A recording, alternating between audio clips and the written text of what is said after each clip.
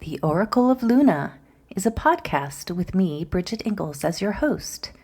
Here we have conversations with real live, present-day goddesses who are actively and courageously doing their magical work in the world. Each episode is a bewitching journey with relevant discussions on topics such as Wiccan pagan spirituality, writing, culture, magical practices, art, ritual, and the craft in its many forms. Merry meet and welcome to the Oracle of Luna podcast. Today we have a very special guest, Heather Greene. Heather is the author of Lights, Camera, Witchcraft, A Critical History of Witches in American Film and Television. Welcome, Heather. Hi, thanks so much. I'm happy to be here. Yeah. So how are you doing today? I'm doing great. It's a vacation day today, so I've been relaxing and enjoying my cats, honestly. That sounds perfect. All right. Well, I'm so super thrilled that you're on this show because you've written this amazing and very comprehensive and powerful book. And I would like to just ask you a few questions here. And first off, let's start with, well, what actually motivated you to write this book? That's a great question. I am both a film historian. I have several degrees in film studies and worked in the industry. And I also have been studying the occult and tarot and witchcraft for quite some time. And sort of this book brought together my two interests. When I noticed that there was an upswing in witchy films, and I said, wait a minute, there's something else there's more to this. Something's going on, and I wanted to study it. Yeah. Well, it's such an intriguing, I mean, just as I was going through your wonderful book, I mean, your book actually starts in the late 1800s and spans through 2022. Is that correct? 2020, I had to stop. Okay. Yeah. Because I had to publish it at some point, but it could keep going on and on and on. There have been films since 2020. But Yeah. yes, it begins in 1896, roughly when the film industry begins, although that's not really there is no set time where they just turned on and said, okay, here's the industry. But I kind of picked that date. Yeah. Well, I wasn't aware, but there's so many silent era films with a witch archetype involved. Obviously, the role of the witch really evolves through time, and I'm going to let you kind of go through that and discuss that a little bit. Without giving away too much of your book, because I want to encourage my listeners to actually buy your book and read it. But first off, what does the witch archetype symbolize to you? Generally speaking, in film, and I have to specify that because witches are different in different cultural facets. So I'm speaking specifically about American film and television, fictional witches. Right. And really within these fictions, the witch symbolizes the plight of the American woman, and whether that is her power, her relationship to her sexuality, her place in culture. So it really is a symbolic, a visual and narrative symbolic element in these films and television shows, showing where women existed, how they saw themselves, what they wanted. It's definitely the story of the American woman in so many facets. Yeah, and the TVs and movies in Hollywood, they really reflect the changing American woman.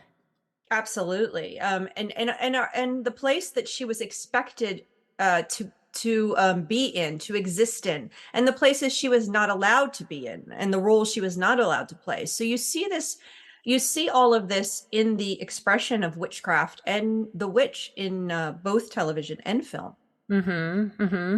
And so, what are maybe some of the key high-level influences of history or social, cultural, and politics? How do those show up in TVs and movie? I mean, obviously there's war, there's wartime, there's the Depression, there's, huge elements in society that might influence TV and movie. But I'm just curious what your take is on the influences, those influences. Yeah, I mean, if we just take a big picture view, you have politics, obviously, and you see the changing ebb and flow of politics over a period of time that affects the power of women in society. We're seeing that right now, for example, and we've seen it for the last 10 years.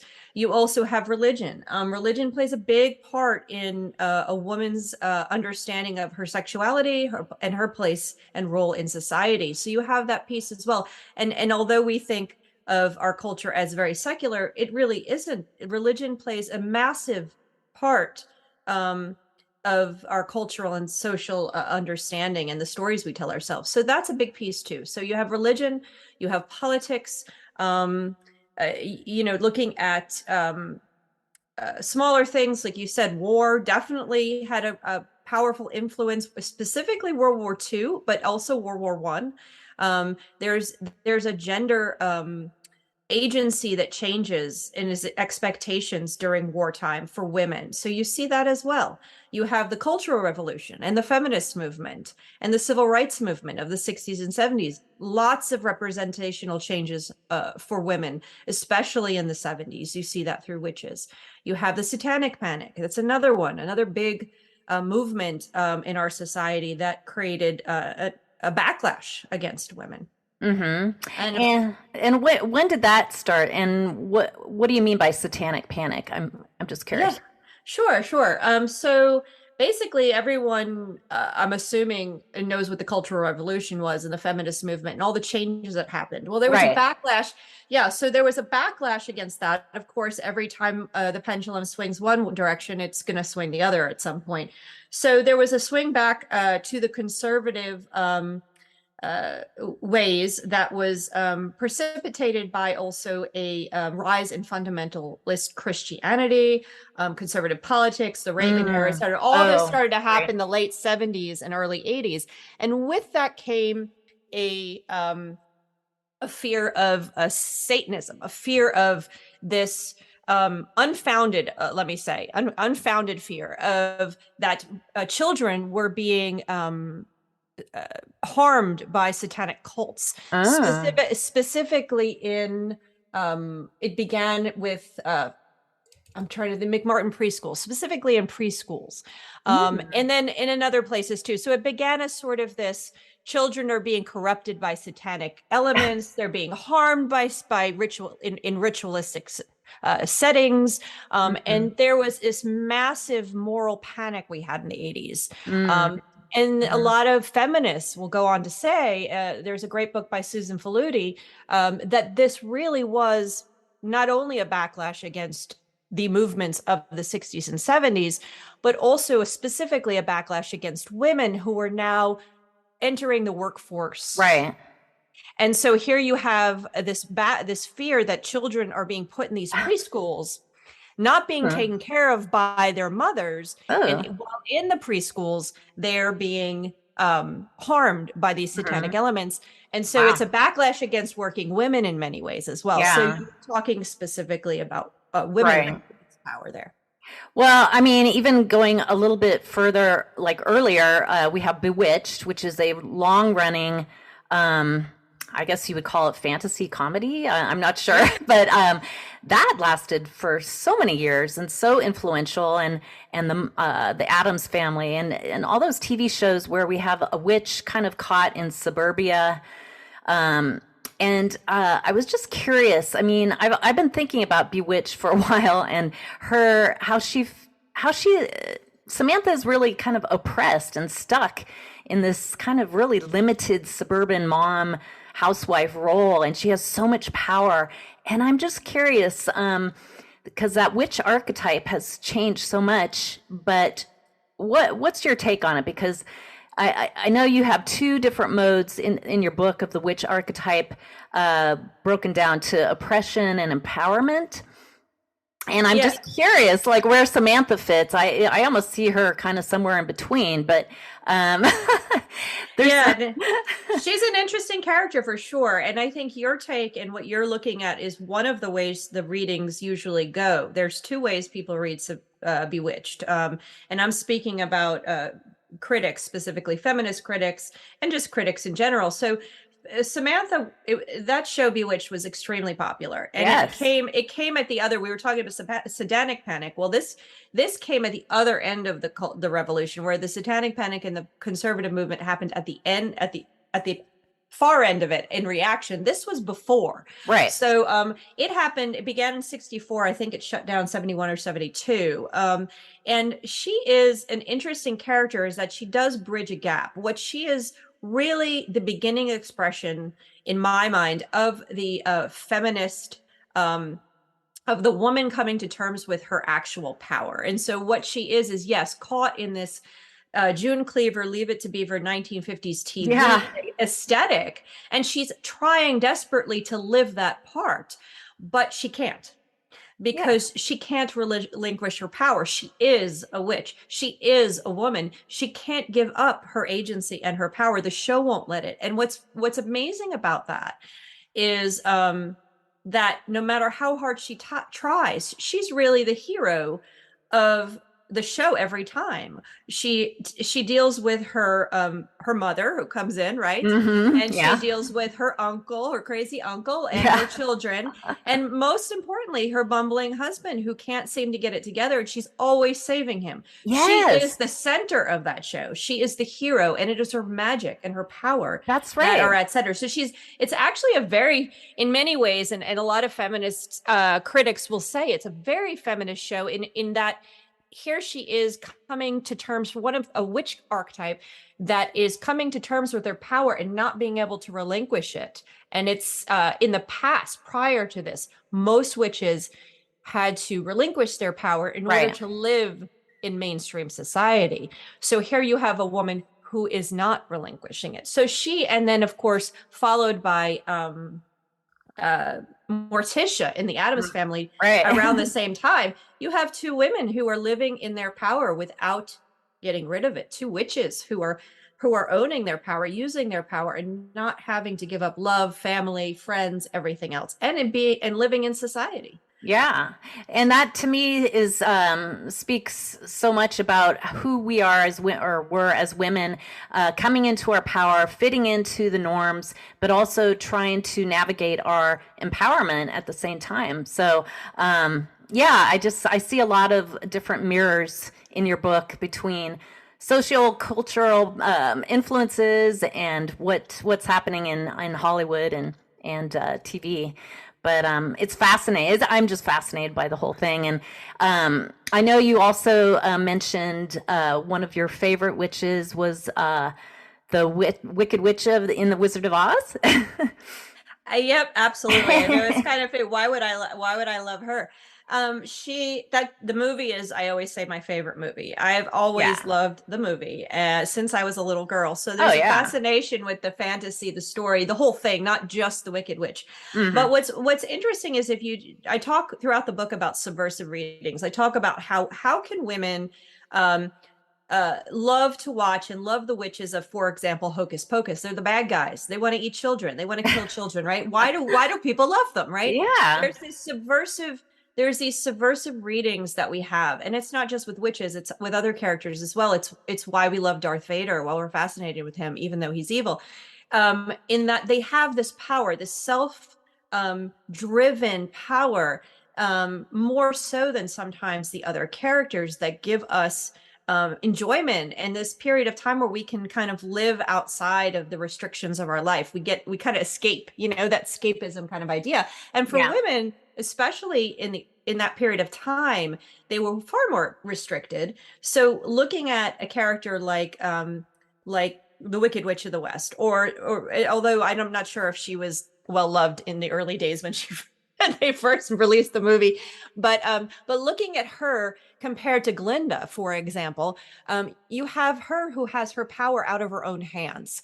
She everything Mhm. she does is for her own purposes. She is not beholden to anybody. She does not have children. She doesn't take care of munchkins, and she doesn't have that sort of soft aesthetic. She is her own No. woman. She And has an so army and flying she does. monkeys. She is, I know, she is the leader, right? Yes. Whereas Glinda is not so much, even though she is a wonderful character, and I'm not knocking her at all. And I love the way they portrayed her in that movie. But her power comes from a wand rather than her own Ah. body. Yep. So there's a Yeah. difference, and that plays out in several different other versions of it, where the wand is actually a gift from her father. So you have this concept of magic being given to Glinda by a paternal figure, whereas the Wicked Mm-hmm. Witch of the West just has it from her own body. She is magic. She also So has a broom. she has a broom too. She is also, I think, another reason I love her is because she's a classic Halloween witch, and I talk about that aesthetic and how powerful that is. We just love it. She's all in black. She's got the hat. She's got Oh, the yeah. broom. She's scary. It's there's something to her that's very appealing, even though we know she's not a good guy. Um, Yeah. So her character is really radical for that time period. it's it it's not radical in the representation of witches at that time, Oh, but if we yeah. read, because it was common that Yeah, that's true. Yeah. you have The that hag, the the hag. Halloween hag witch. She's a version of that. She's very scary. What's radical about her is the green skin, which made her even more frightening. But reading her the way I'm talking about it is what's more radical, but not so much, because women loved watching these witches do these things. And again, it's not Hmm. radical because people love the hocus pocus characters. People love Nancy from The Craft, even though she's the one who goes bad. She's the one who goes evil and becomes a problem by the end. She goes crazy. Yeah. People love that character because of their empowerment, their craziness. They're Their just darkness. they're again they don't obey the rules, so they get out. They really Yeah. are the witch in that way, because witches are, after all, radical. Yeah, and and they express the shadow side, or some of the dark side that we all have, but don't really get to express, maybe. Yep, absolutely. And this was very common. There were a lot of what I call, and I talk about the subversive reading of a lot of the films, why this is what the film was supposed to teach, but yet at the same time, people look at it a different way, and that's a pretty cool thing Oh, to think yeah. about. Yeah. Just sort of, I'm thinking of the religion of Wicca and paganism, very fast growing movements that turned into official religions. And I'm just curious, has Hollywood sort of evolved since Wicca and paganism have become official religions at all? Yeah, absolutely. We had a little bit of the expression of Wicca, or it was mostly referred to as witchcraft at that point in the 70s in the horror films, and they were not good representations. It was just there. You could see the influence in negative portrayals of witchcraft. But then it was in the 90s where you started to see a difference. It was after a lot of Wiccans, a lot of pagans started to push back against negative portrayals, and you started to see more organizations form. And eventually, by the 90s, one of the first ones I can think of is in a X-Files episode that I talk about. You start to see these inklings of explanations, these inklings of difference, where Wicca is different than witchcraft. Yeah. That's how it starts. There's this religion called Wicca that's Right. nature-based and good. And then Yes. there's witchcraft, which is evil. And you start to see that in the 90s a lot. And then you get the craft, which makes that distinction very loud and clear, which is why it is got such a following.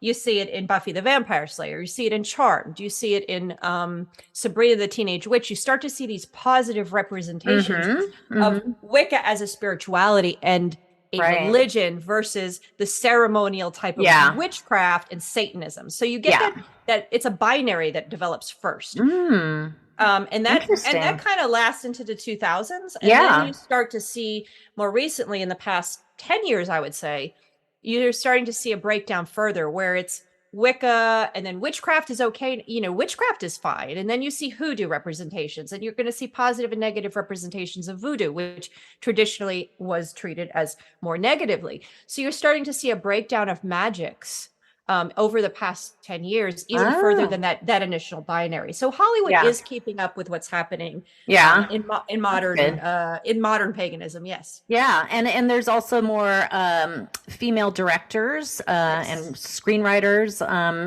coming into Hollywood, so I'm sure that has an influence as well. Absolutely. I mean, you see it with Charmed, for example, was created by a woman. You start to see one of the ones I'm thinking about is Brave and Frozen. Both had female directors with animation, which is a huge piece. Yes. Of course, the Charmed Legacy, which is the follow up to not Charmed Legacy. I'm sorry, the Craft Legacy, which is a follow up to that had a woman creator director, and you see, and there's others. I'm just naming what's off the top of my head. And so what you see is, and I did my master's work in how that affects how female directors and male directors affect the product. And it most certainly does, because really up until that point up until the 90s there really weren't that many when it comes to witches. And when you're talking about a symbol of women's power, and it's created and developed and written by men and it's judged by men, you sort of get it a little skewed, right? So you have we call that the male gaze in film theory. So you have here now these expressions of womanhood created by Love Witch, another one created. Oh yeah, right. Another one. We're seeing this more. Female and more. Director, female creator, director, writer. So you have more and more of that of showing, which definitely is contributing to the understanding of what witchcraft is in terms of woman's power specifically. You see this more and more. Some of the more recent ones that I did write about, because my book was at the publisher. 2022, you have several of them that are wholly these indie films that are wholly discussions of a women's relationships with each other, their power, and I'm seeing about ritual as it actually is or exists, And these are all developed by women, and so it's a really new take. That's the next direction we're seeing. Yeah, that's really refreshing and really needed at this time. So I'm excited as new films and TV comes out. Some of my favorite, I love practical magic, but there's some elements that I think are pretty stupid, but overall I liked it. It was a rom-com. It was a rom-com, so it's all fun. It's all good. It is. It's entertaining. Absolutely. I do have to add, when we're talking about the changes recently, is that the other thing that I'm seeing now is that the understanding of what womanhood itself is and who women are. Which that's being added to it. That's being discussed as well. So you're seeing a diversity in what a witch is and who a witch can be, which used to be very defined and very limited. So you're seeing all of that happening as well in recent representations of witchcraft. Yeah. Well, you've given us a lot to consider as the wheel turns towards autumn, and more of us are going to be getting in the mood for Samhain or Halloween and watching these witch type movies, and it's just very interesting. I encourage all our listeners today to go out and read Heather's book, Lights, Camera, Witchcraft. And so just to kind of wrap things up, Heather, are you having any upcoming workshops or new books or events coming up? I'm sure I off the top of my head, I don't have anything that's big that I'm going to tell you. There's going to be some podcasts coming up. Definitely keep up with that. I am going to be doing a weekly witch podcast. I don't have a witch movie podcast, excuse me. Fun. And that's going to be great, except I don't have the link right now or where it's going to be, where it's going to be live, which is going to be platform. Super fun. Okay. Yeah, I don't have that yet for you guys, but what I encourage everyone to do is go to my website if you want to see, because I post stuff up when it comes out. So I will be doing a lot of podcast chatting, and of course the weekly movie one, and and some live stuff over the year too. They just kind of pop up here, and I put them up there on my website. So definitely, if you're interested in keeping up and want to chat, want to contact me, go to the website. It's What is it? Oh, yeah. What is your website? Heather Greene with an E, Greene with an E, heathergreene.net.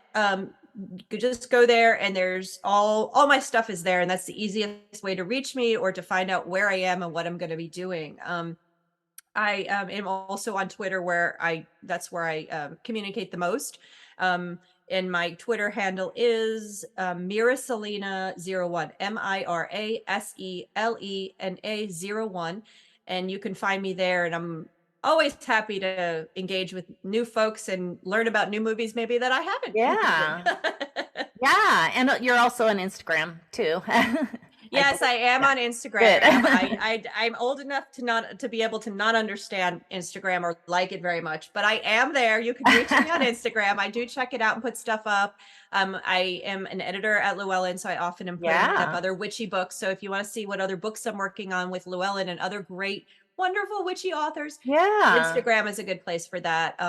And so those are that's how you can find me. And I love to hear from people. So perfect. Watch a movie and tell me how you like it. Yeah. Do you have a title or name of your witchy podcast or the witch TV or? Not yet. Okay. I will be announcing it in the next week. So cool. Just check it. It'll be all over my Twitter feed and Instagram, Twitter feed, and my website. So just keep a watch for that. It's going to be super fun.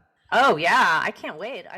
I mean, there's just such a rich history of films and TV, and it's just that they've influenced us so much and entertained us. Some of them, maybe offensive to people or kind of stupid, but I think it's fascinating to just open the discussion.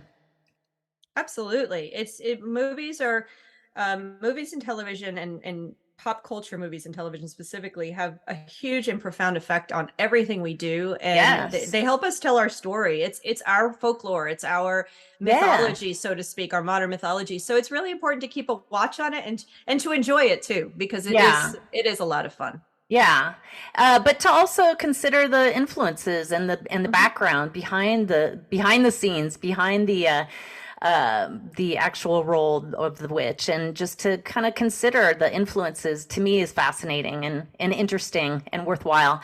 But also we see changes, with social media, how social media portrays witches. I mean, that's a whole other discussion, but that's a whole other podcast episode. But that certainly is an influence on us as well. Anyway, well, it has been an absolute pleasure speaking with you, Heather, today. And again, everybody, thank you for joining. And definitely go out and buy Heather's book, Lights, Camera, Witchcraft. And we look forward to your future endeavors. Thank you very much. I will look forward to hearing from some of the listeners about the movie and movies they're watching. And I'm very thankful to be on this podcast. Thank you very much. Yeah, you're welcome. Have a wonderful rest of your day, and blessed be. I hope you enjoyed this conversation.